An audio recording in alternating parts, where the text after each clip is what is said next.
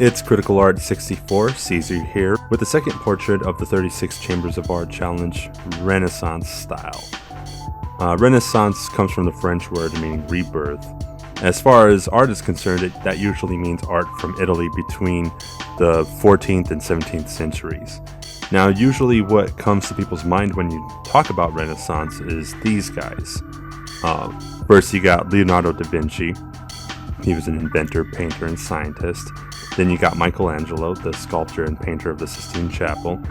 You got Raphael, or also known as Raffaello, the painter who is known for establishing the composition rules that many painters followed for centuries. And then you got Donatello, the sculptor. He had a pretty crazy Italian name. It was Donato di Niccolo di Bertobatti. Also shouts out to Caravaggio, Botticelli, and Titian, one of my personal favorites.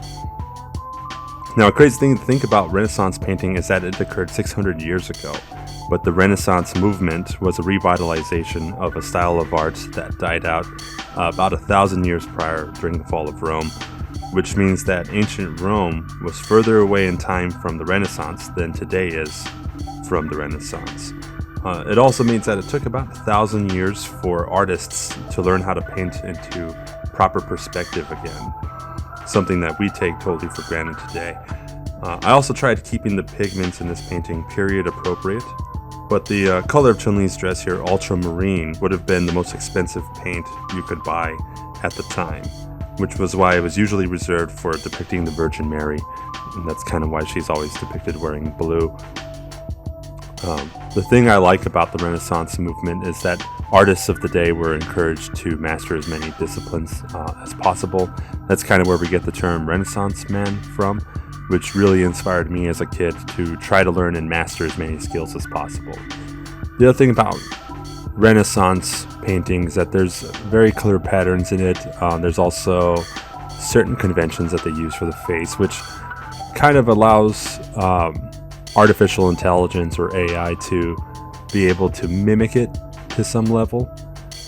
So what I did was I ran the portrait from the last challenge through the AI, and this is what I got.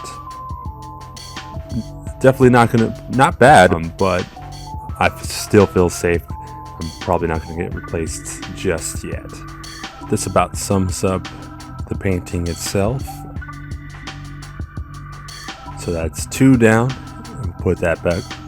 We'll put that on the board there. And just another 34 to go. Just another 34 to go. I'm going to play you out on a beat. If you have any questions or if you want to contact me at all or join the challenge, my social media is in the description below. But like and subscribe, and I'll see you on the next challenge.